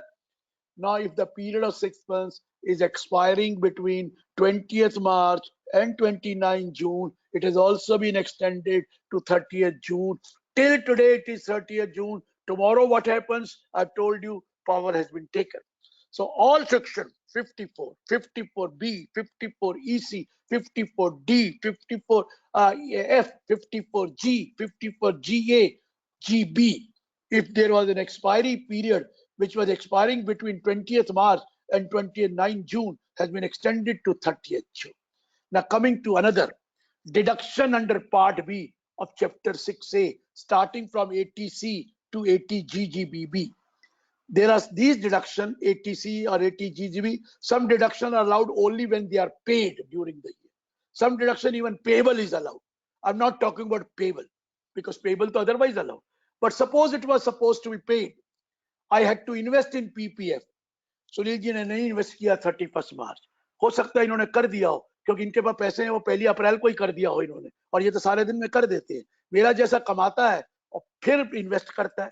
31 मार्च तक invest करना था, ATC का benefit वो मैं कर नहीं सका, कोई बात नहीं, एक्सटेंडेड टिल 30th जून. मैं एटीसी का बेनिफिट अगर कर दूं जमा 30th जून तक तो भी मुझे मिल जाएगा. तो कईयों ने मुझसे सवाल पूछा, सर क्या करा रहे हो? प्रोविडेंट फंड में तो मैक्सिमम डिपॉजिट ही 1,50,000 पर ईयर होता है. अगर मैंने पिछले साल का हिस्सा अगले साल कराया तो अगले साल का क्या करूंगा? वो 150 तो अलाउ ही नहीं करेंगे. डोंट वरी, मेमोरेंडम का आ गया, ठीक करवा दिया कि अगर पिछले साल का है और इस साल जमा करा रहे हैं जून तक, एक अंडरटेकिंग दे दीजिए कि मैं पिछले साल का करा रहा हूं और वो बेनिफिट आप पिछले साल दे लीजिए और एक और जमा करा दीजिए करंट ईयर का 1.5 लाख. हम कुछ नहीं करेंगे, ये कर दिया गया. This has been done. मैंने एक पानी भी बूंद नहीं पिया, लेकिन पटोदिया साहब ने 5 बार पानी घूट पी लिया है. देखिए क्या मैं पानी पिला रहा हूं इनको? मैं बार पानी नहीं पिला, डरा नहीं रहा पटोदिया साहब. सुनील जी मैं डरा नहीं रहा, मैं लॉ बता रहा हूं. मैं तो एक घूट भी पानी नहीं पी रहा, लेकिन आपने तो 5-6 बार पानी पी लिया. लग ये रहा है कि यार फंस गए. चलिए चलिए, थोड़ा ब्रेक करना था, थोड़ा सुनाना तो जोक करना पड़ता है, नहीं तो थक जाता है आदमी. चलिए, मैं क्या कह रहा हूं, कोई एटीसी का बेनिफिट आप नहीं ले सके. आप एफडीआर बनाना चाहते थे, नहीं बनवाया. आपको एनएससी सर्टिफिकेट लेने थे, नहीं लिए. ले लीजिए 30 जून तक और पिछले साल ले लीजिए, अगले साल का अलग मिलेगा. इस तरह 80D मेडिकल का हेल्थ इंश्योरेंस, उसका भी मिलेगा. 80E, अरे आपका कोई लोन पेमेंट करना था, एजुकेशन लोन, और उसकी ड्यू डेट 20 मार्च के बाद आ रही है तो आप कर सकते हैं. 80G डोनेशन, मेन तो डोनेशन के लिए किया है. कोई 31 मार्च तक कर देते तो ठीक है, लेकिन कईयों ने करा नहीं, पैसे भी नहीं थे. अब उन्होंने कहा 30 जून तक कर दो और पिछले साल का डिडक्शन ले लो और प्राइम मिनिस्टर केयर फंड में भी कर दो. अब तो उन्होंने प्राइम मिनिस्टर केयर फंड भी ले आए. प्राइम मिनिस्टर केयर फंड को ले आए हैं 1023C में भी और 80G में भी. आप प्राइम मिनिस्टर केयर फंड को कर दो और पिछले साल ले लो. अगले साल लेना अगले साल लो, लेकिन पिछले साल भी अलाउड हो जाएगा प्राइम मिनिस्टर केयर फंड को डोनेट कर. 100% विदाउट एनी लिमिट ऑफ 10%, कोई लिमिट नहीं. 100% आप किसी भी डोनेशन दीजिए, प्राइम मिनिस्टर रिलीफ फंड को दीजिए, जो मर्जी दीजिए, आपको डिडक्शन मिलेगा. चीफ मिनिस्टर रिलीफ फंड को दीजिए, मुझे कोई दिक्कत नहीं. लेकिन रुकिए, अगर CSR का फंड है, वो कंपनियों के पास है, तो CSR को प्राइम मिनिस्टर केयर फंड में दे सकते हैं, लेकिन CSR को चीफ मिनिस्टर वेलफेयर फंड में नहीं दे सकते, चीफ मिनिस्टर रिलीफ फंड में नहीं, प्राइम मिनिस्टर केयर फंड में या प्राइम मिनिस्टर रिलीफ फंड में दीजिए, आपको डिडक्शन मिल जाएगी 80G में CSR की, लेकिन prime minister chief minister relief fund में नहीं। हाँ बाकी दे दो, आप दो, कंपनी दे, आप दो, जो मर्जी दो, 80G मिल जाए, कोई मना नहीं हो रहा है, 80G मिलेगा, इवन इफ जून तक दे दो, पिछले साल ले। ये एक नया ला आ गया, ये 80G का भी आ गया, 80GG भी आ गया, ये भी नवा चीज था।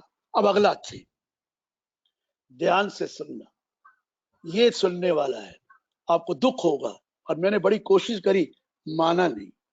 अगर कोई टैक्स ड्यू है अंडर 8 एक्ट, 8 एक्ट मैंने बता दिया, income tax, wealth tax, benami property act, what you call black money act, STT, CTT, equalisation levy या विवाद से विश्वास, कोई टैक्स या लेवी, लेवी तो सिर्फ एक ही जगह आती है, लेवी पेएबल है और उसकी ड्यू डेट 20 मार्च से 29 जून है, तो आप 30 जून तक दे सकते हैं, लेकिन कोई रिलैक्सेशन नहीं है 30 जून तक देंगे तो ना, ड्यू डेट्स के बाद देंगे तो आपको इंटरेस्ट तो देना ही पड़ेगा।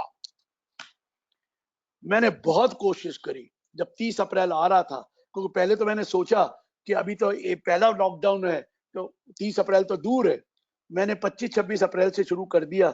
मैंने कहा जी लॉकडाउन 30 मई तक हो गया है, तो ये 31 मार्च का जो TDS है वो 30 अप्रैल को जमा कराना है, सबको पता है 30 अप्रैल तक कराना है, और 31 मई तक तो स्टेटमेंट देनी है, स्टेटमेंट की तो कोई प्रॉब्लम नहीं, वो 30 जून हो गया, लेकिन इसका क्या करें, 30 अप्रैल सर एक्सटेंड कर दो, नहीं माने, कहते ना, सरकार को भी पैसा चाहिए, आप देर में देना चाहे तो इंटरेस्ट तो देना पड़ेगा, कितना, 1% या 1.5% नहीं, 0.75% पर मंथ और part of the month, 0.75 per month और पार्ट ऑफ द मंथ, लेकिन तब लगेगा 0.75 जब 30 जून तक जमा करा दो, 30 जून के बाद कराओगे तो फिर वही लगेगा 1% और 1.5। आपका TDS 30 अप्रैल का ड्यू था, मैंने हाथ जोड़े थे, सर इसको तो बढ़ा दो, मई का मत बढ़ाना, अप्रैल का तो बढ़ा दो, नहीं बढ़ाया, उन्होंने कह दिया नहीं, इंटरेस्ट तो देना ही पड़ेगा, जिन्होंने नहीं जमा कराया 0.75% पर मंथ और पार्ट ऑफ द मंथ, चाहे आपका 1% लगना था या 1.5, लेकिन 30 जून तक कराना पड़ेगा, प्लीज 30 जून तक कराना पड़ेगा, 30 जून के बाद नहीं। अब अप्रैल का ड्यू हो रहा है मई 7 को, ये भी तो ड्यू हो गया, मार्च का तो 30 अप्रैल था, अप्रैल का तो मई 7 को ड्यू होने जा रहा है, कोई रिलैक्सेशन नहीं, 0.75%। मई का ड्यू होगा जून को, 7 जून को 0.7%, लेकिन जमा 30 जून तक करा देना, चाहे ये इनकम टैक्स है, चाहे वो लेवी है, चाहे कुछ भी है, ड्यू डेट नहीं बढ़ाई है, ड्यू डेट नहीं बढ़ाई, रेट तो रेट ऑफ टैक्स कम कर दिया 0.75%, और जहां 12 लगता है 18 लगता है वहां भी 9 कर दिया, कोई और टैक्स है तो 9%, 0.12 और 18 से 9 वो भी कर दिया है, लेकिन ड्यू डेट नहीं बढ़ी, मैं बार बार कह रहा हूं ड्यू डेट नहीं बढ़ी है, लेकिन अब 15 जून को भी तो आ रहा है, क्या एडवांस टैक्स नहीं बढ़ा, 30 जून आ जाएगा, 30 जून, लेकिन इंटरेस्ट देना पड़ेगा 0.75% फॉर 3 मंथ्स, नहीं तो अगर 30 जून के बाद जमा कराओगे, हम तो फिर कहते हैं सितंबर में ही करा लेंगे, तो फिर 1% फॉर 3 मंथ्स है, लेकिन अगर 15 जून को नहीं कराया बाई चांस, तो 15 सितंबर 30 जून तक करा देंगे, तो 0.575 है 3 महीने का, 3 महीने का तो लेना ही लेना है, वो तो रूल है उसका इंटरेस्ट का, 234C का, वो तो रूल है, लेकिन 0.75% कर देंगे एक के बदले, 15 जून वाला, लेकिन डेट नहीं बढ़ाई, 15 जून ही है, और उसके बाद 0.75, और वो भी 30 जून तक कर दो, तो और 30 जून बढ़ाएंगे तो बात की बात, तो ये चीज याद रखना। अब सवाल आया था कि हमने फॉर्म 13 के लिए अप्लाई करना था फॉर नील रेट और लोअर रेट, फॉर्म 13 अप्लाई किया जाता है क्योंकि 1 अप्रैल से नई पेमेंटें करनी है और नए लेना है माल, तो फॉर्म 13 नील और लोअर रेट का होता है। हम नॉर्मली अप्लाई कर देते हैं 31 मार्च तक, ताकि मिल जाएगा, और हमें 1 अप्रैल से चाहिए, वो दे देते हैं, लेकिन कईयों ने अप्लाई कर दिया, लेकिन अभी तक वो डिस्पोजल नहीं हुआ, वो पेंडिंग एप्लीकेशन इन फॉर्म 13, घबराने की जरूरत नहीं है। ये जो पुराना आपके पास फॉर्म है जो लोअर रेट का या नील रेट का, वो सर्टिफिकेट अगले 3 महीने भी चलेगा। 3 months or your application is disposed of, whichever is earlier, अगर उन्होंने एप्लीकेशन डिस्पोज ऑफ कर तो नया सर्टिफिकेट दे ही देंगे। अगर डिस्पोज ऑफ नहीं करी तो अप टू 30 जून जो भी पिछला सर्टिफिकेट है, अरे वो लिमिट होगी क्वांटिटी की, अमाउंट की, होने दो, वो कोई बात नहीं, वो नई लिमिट बन जाएगी इस साल के लिए 30 जून तक वही फॉर्म चल जाएगा। अब कोई कह रहे सर हमें पास पुराना सर्टिफिकेट तो है but we did not apply, हम सोचा था 31 मार्च तक अप्लाई कर देंगे, we have not yet apply, don't worry, the old one will continue but you will have to apply once the position improves or it is valid for 30th June। ये भी हो गया। कोई कहता है सर हमारे पास पिछले साल का कोई सर्टिफिकेट ही नहीं है, हमें तो पहली बार अप्लाई करना था, तो कर दीजिए ऑल अप्लाई, कोई बात नहीं, आपको 1 अप्रैल से मिल जाएगा, आप अप्लाई कर दीजिए, ऑनलाइन ही तो है, कर दीजिए। अब आया नॉन रेजिडेंट के केस में, उसका ये बिजनेस कनेक्शन इंडिया में है लेकिन उसके पास कोई फॉर्म नहीं है, तो कोई बात नहीं, उस केस में आप 10% काट लीजिए। मेरी आवाज आ रही है? 1 सेकंड के लिए डिस्कनेक्ट हुआ था, चलिए उस पे काट लीजिए।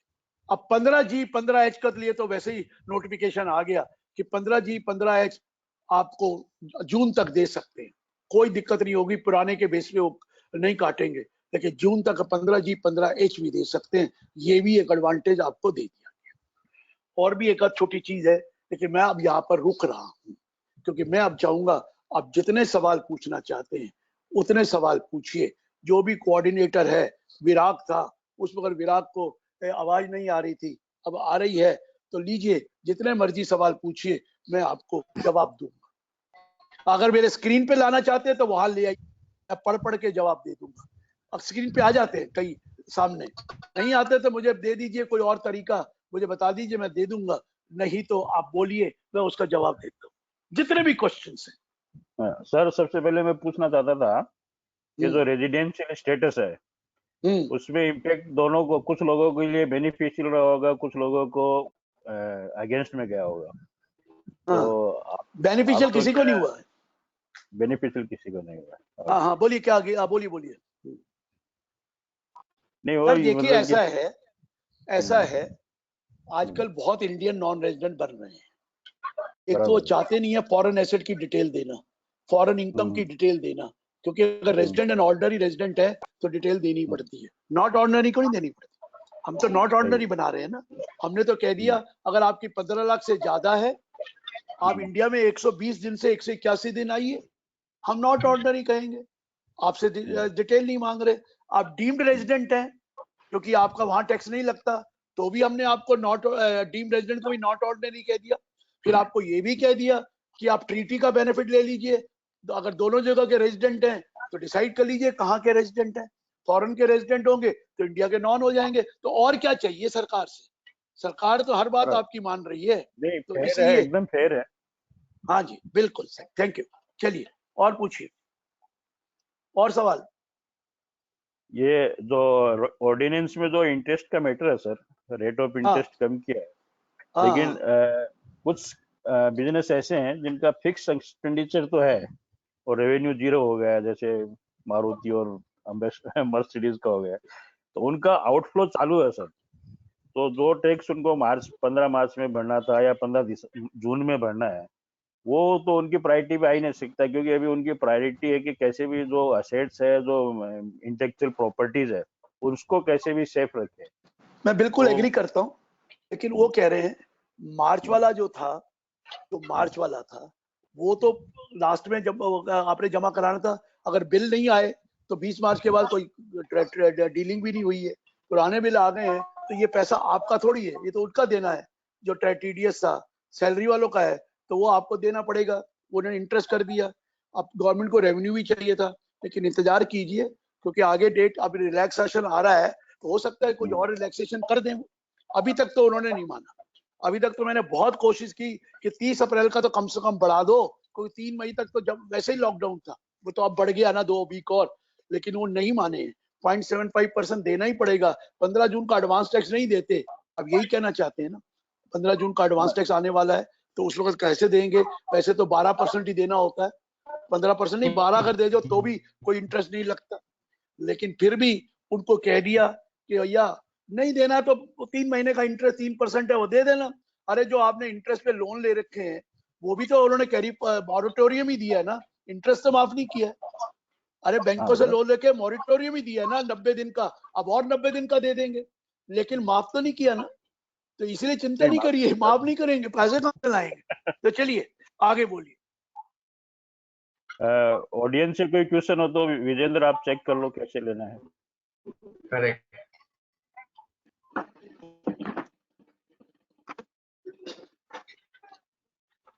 देखिए कोई भी स्क्रीन पे आता तो स्क्रीन पे दे सर दीजिए। एक क्वेश्चन है मेंबर का। सर ऑडियंस का क्वेश्चन ये है कि what declaration is required to be filed for claiming eighty G deduction of PM care fund. PM care fund के लिए सर क्या कोई डिक्लेरेशन नहीं देनी है आपने। सर मेंबर पूछ रहे हैं कि पीएम केयर फंड के लिए क्या डिक्लेरेशन लगेगा सर? नो, कोई डिक्लेरेशन नहीं है। You give to PM care fund, claim it in 1920। if you want to claim you can, because receipt is there। आप 100 इग्नोर कर लेंगे तो अगले साल मिलेगा ही नहीं, आपकी डिटेल तो इधर आ जाएगी ना। तो you will not get, you have to give your PAN number and everything। You are, there is no declaration, is only PPF है कि they you give the declaration that I will take it last year। इसमें कोई नहीं है। PM fund में तो कितना भी आ जाए, तो it is your choice which one you want to take। in 1920 ले लीजिए, बाकी 2021 में ले लीजिए। So there is nothing, no declaration, but please 100% reduction है without any limit। Anybody can donate, even those companies which are 22% liable or 15, they can also donate, but they cannot donate for next year। they can donate for last year। वो कर दे, last year में ले लें, अगले साल नहीं मिलेगा उनको। ठीक है, चलिए। अभिषेक की आवाज नहीं आ रही है, थोड़ी लिप्स मूवमेंट थी तो आवाज नहीं आ रही है अभिषेक की। यस सर, बोलिए, क्वेश्चन है तो बोलिए, और मुझे देखना तो बता दिए कहाँ, मैं देख लूंगा। हाँ इधर क्वेश्चंस में काफी लोगों ने सर क्वेश्चन किया है। कुड यू प्लीज से sir how employer will go forward in deducting TDS on salary for 2 tax regimes under the new tax regime and all tax circular regime, has already come, circular has already come। if he gives you undertaking that he goes for a new, you can deduct as per the new regime, is already there now। the circular has already come that if he gives, if he wants new regime, let him give you that he wants the TDS to be deducted under new regime, do that way, otherwise old regime। one question is regarding, please clarify about the limit of section 44AB, whether the same is applicable for assessment year 2020, assessment year 2021, this year only, assessment year 2021, previous year 1920। Okay. Any notification for MSME vendor payment relief? आ जाने दो यार, तो चिंता क्यों करते हो, तैयार पड़ा हुआ है, वो कोविड ही बढ़ रहा है, आप कौन सी पेमेंट कर रहे हो, आ जाएगा, आ रहा है, वेट करिए, आ रहा है। हमारे सीए बड़े ध्यान रखते हैं एमएसपी, वो नहीं ध्यान रखेंगे। हम पूछ रहे हैं सर कब उनको दे रहे हो बेनिफिट, कब दे रहे हो बेनिफिट, आ जाए, please wait. Next question. Sir, can you please explain? I am audible? हाँ जी, एक टाइम लो ना, एक वो बोले जो भी लेना है। हाँ विजेंद्र जी, यू कैन गो अहेड। बोलिए विजेंद्र जी। सर एक क्वेश्चन की, ये लॉकडाउन के बाद सर ये लॉकडाउन के बाद हम डायरेक्ट टैक्स प्रैक्टिशनर को क्या क्या रिलीफ मिलने के चांसेस है सर?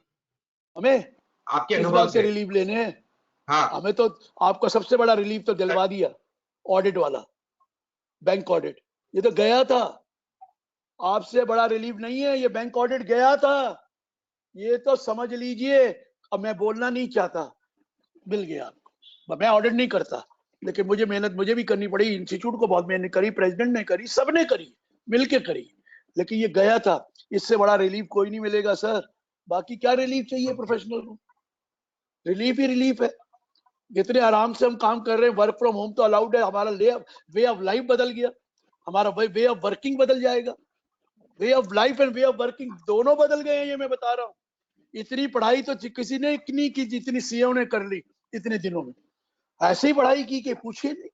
मैं तो कह रहा हूँ पूरी नॉलेज का सारे ही हो गए, सारे ही प्रोग्राम कर रहे हैं। इतनी नॉलेज तो मैं कह ही नहीं सकता। इतनी तो मैंने साल भर में नहीं बांटी जितनी मैंने 40 दिन में बांट दी। चलिए आगे बताइए, next. Sir, one question.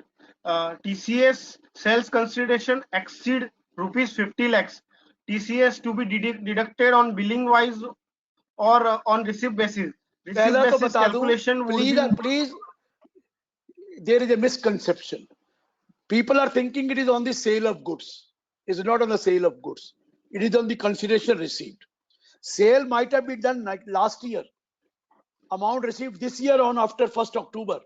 Sale may be done this year and amount also received this year. You received advance. Sale is next year. Then also you have to do.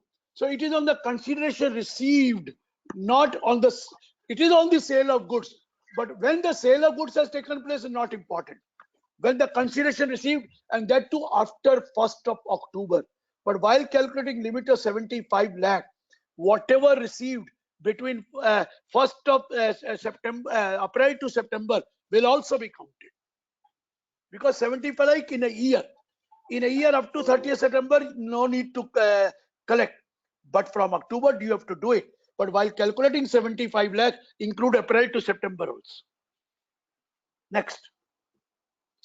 Sir, one unofficial question is coming from one member that is there any relief will come for income taxpayer for this COVID scenario? Means that there is any relief under income tax for I'm not the finance individual. minister. I'm not the finance minister of India, and I'm not the prime minister also. Day in, day out, the meetings are going on. Day in, day out, the meetings are going on. I don't know what kind of a law is going to come. I have also, these days I can't go, but earlier we had a lot of discussion, no doubt. But relaxations are going to be there, maybe in the form of, not in the form of tax, but in the other form. It will be there. Economic reforms are going to be there. चलिए next. ये question को related थोड़ी है topic से। ये मुझे finance minister में government के यहाँ से नहीं आया हूँ, मैं वन ऑफ यू हूँ, मेरे को गवर्नमेंट से नहीं आया भाई। चलिए आगे। Sir, but you are a part of directly, indirectly part of government, so we can ask you. ठीक है, अब मैं I am not a spokes person. Even आज भी इकोनॉमिक एडवाइजर ने जो कहा, चीफ इकोनॉमिक एडवाइजर ने, उसकी भी हिम्मत नहीं थी बताने की क्या है। उसने कहा आएगा आएगा आएगा आएगा, आने वाला, आने तो आएगा जब देखेंगे। अभी तक कुछ नहीं आया, आएगा, पक्का आएगा। You are waiting. हर बार लॉकडाउन बढ़ जाता है इसलिए वो। सर कोविड के बाद सर हम प्रोफेशनल्स के लिए क्या? अरे बहुत अपॉर्चुनिटी, हमारी चिंता मत करो। भगवान, हम देखिए ब्लेसिंग इन डिस्गाइज। हर चीज को ये सोचना चाहिए भगवान जो करता है अच्छे के लिए करता है, कोई भगवान बुरा नहीं करता है। ये आपके दिमाग में बिल्कुल परेशानी नहीं आनी चाहिए। Be positive. हमेशा नेगेटिव माइंड ही खराब करता है, पॉजिटिव रखिए। Stay healthy. ना तो आप बाहर जाइए ना आपका पेट बाहर जाए। पेट भी बाहर नहीं, ये पेट भी बाहर नहीं जाना। मैं पहले बता दूं, मैंने बहुत एक्सरसाइज करी है। मैं रामदेव जी के शेरे तो आता है, लेकिन मैं खुद करता हूं। I have reduce 6 kg in 1 month and 10 days time. इसलिए मैं बता रहा हूं, प्लीज आपने आप को कंट्रोल करो। अपनी बीवियों को तंग मत करो कि ये बना के दे और ये बना के दे। नहीं नहीं नहीं, diet control and work from home, enjoy the life. अरे भगवान ने कुछ अच्छे के लिए किया होगा, आज बुरा लग रहा है। Let us not think on those lines. Be positive and you remain always positive. यही दुनिया में सीखना चाहिए। Very good. नेगेटिव कोई फायदा नहीं। चलिए आगे बोलिए। Sir, one question is related to this investment which allows till 30th June. So how employer will consider in this year or next year? How employer will track 30th on that? अप्रैल तक जमा करा दिया होता तो आप उसको दे दीजिए benefit. अब अंडरटेकिंग आप लेंगे तो क्या पता वो कराए या ना कराए, फिर आप फंस जाएंगे। So if he had deposited by 30th September, give him the relief. If he has not deposited by 30th September, let him take the relief in his return of income. let him take the relief in his return of income. He cannot give, employer के ऊपर liability आ जाएगी. 30 सितंबर कराता, 30 सितंबर में आपको दे देता तो आप मत जमा कराओ. लेकिन अगर नहीं कराया, सॉरी 30 अप्रैल तक, क्योंकि आपने 30 अप्रैल को जमा कराना था. 30 अप्रैल तक कराता, ठीक है. नहीं कराता, थैंक यू वेरी मच, करा लेना और अपनी रिटर्न में ले लेना. चलिए next.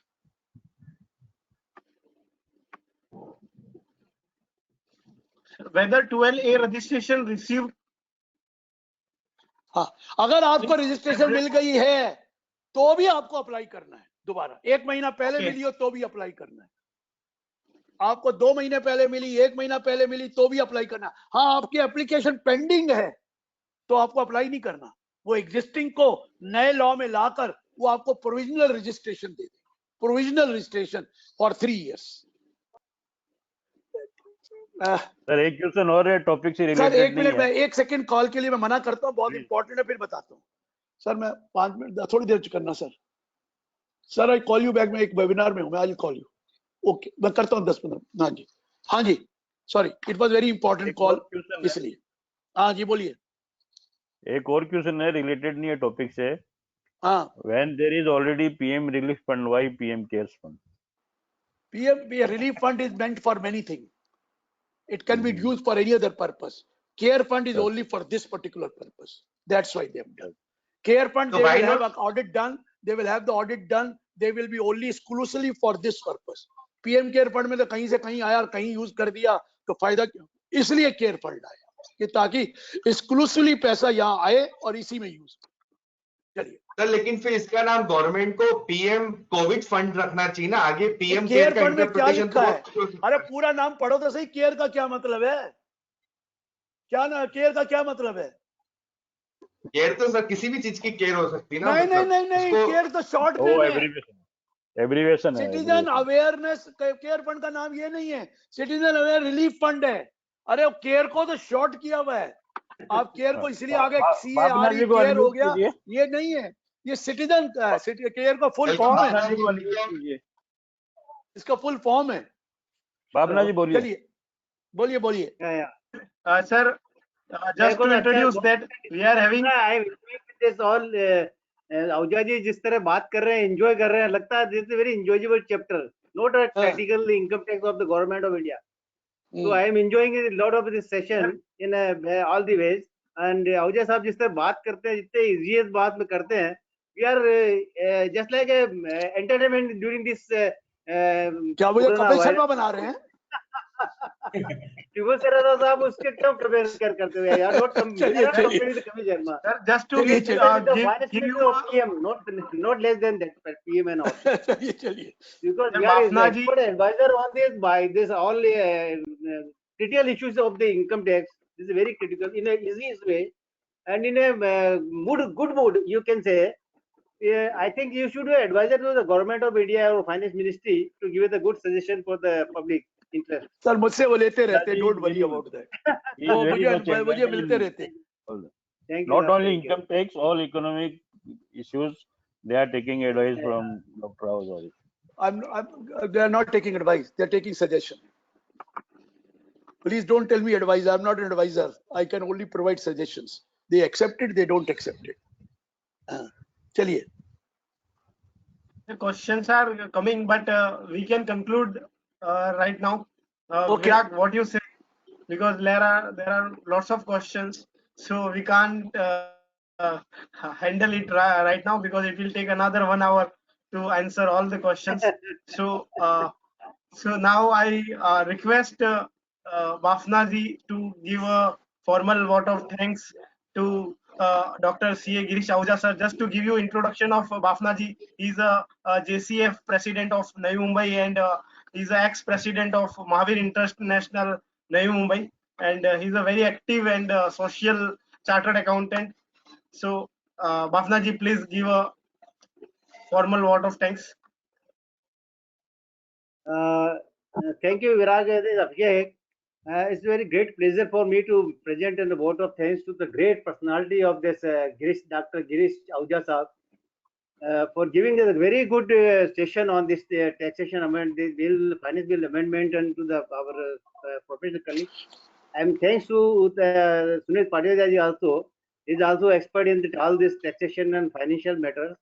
And our branch, this Vijendra Jain ji, is always regular to our JCF meetings and other WRC meeting also. So we are regularly meeting with Vijendra. He is a very cooperative person. He is very helping to the people, students and chartered account professors. So thanks to all again for your very good session provided by you, the great personalities of this taxation. Thank you. Thank you, Bishop Sheikh and Virag, for giving us a good organization, organize this webinar session during this period of, you can say this is a valuable time for this session we have spent for this today. Thank you to all. Sunil Okay, sir, Abhishek. I request you to say few words. Sunil sir. Girish Bhavnaji,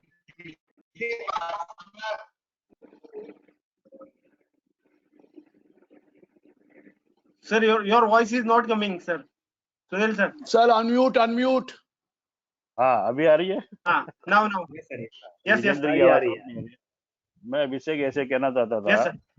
कि जो amendment और ordinance लगभग दोनों साथ में आए थे, बहुत चीजें मैं खुद कंफ्यूज था एक्चुअली, और बहुत सारे फ्रेंड्स के फोन आते रहते थे, यार ये क्या चल रहा है, गवर्नमेंट मतलब कुछ भी ऐसे लाती है। लेकिन आज मेरा माइंड काफी क्लियर हो गया है, और हमारे जो साथी लोगों ने आज अटेंड किया है, मुझे पूरा विश्वास है आज वो काफी क्लैरिटी से आगे बढ़ेंगे, अपने क्लाइंट्स को एडवाइस करेंगे, और हम इंतजार करेंगे उस समय का जब लोगों के पास काम धंधा करने के लिए पैसा गवर्नमेंट देगी या बैंकों से दिलाएगी, क्योंकि जब अब हमारे इंडियन लोग कमाएंगे तभी तो टैक्स बढ़ेगा। तो इस दिशा में गवर्नमेंट जरूर विचार करेगी।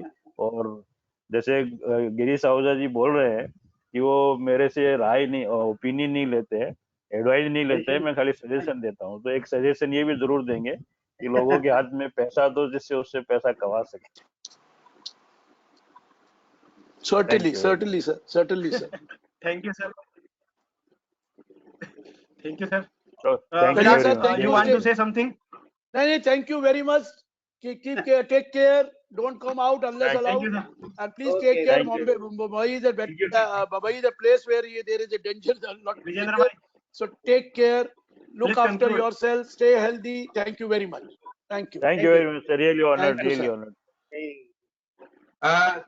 thank you Girish sir, thank you Sunil sir, thank you Tarachand ji, Bafna ji sir, आपका आशीर्वाद हमें मिला, तो आपके लिए इसके लिए बहुत बहुत आभार है। एंड आपका तो हर जगह मार्गदर्शन, and thank you so much sir, thank you Sunil sir, you are a game changer. We will have 500 plus registration under the leadership of you. And thank you the legend of the What Next Up team, Abhishek and Virag, which are doing for the noble cause of our profession from the last 6 years. I hats off both of you guys, and thank you for interacting with me in this platform. Once again, Bapna sir, thank you. Virag bhai, Abhishek bhai, all viewers, stay home, stay healthy, safe, and वापस हम face to face मिलेंगे। Social distancing बहुत जल्दी खत्म होगी। ये सब एक चीजें थी जो हम बच रहे थे, हमें परिवार के साथ देने का हमको मोदी जी ने और महामारी ने मौका दिया है। Be positive, stay the game changer, and follow the theme of game changer. Thank you everyone. Thank you. Thank you, Sunil sir. Thank you Thank so you, much. sir. Thank you, Sunil sir. So now we are Thank closing this. Yes sir, thank you. Thank you Bapna sir. Thank you Virag bhai.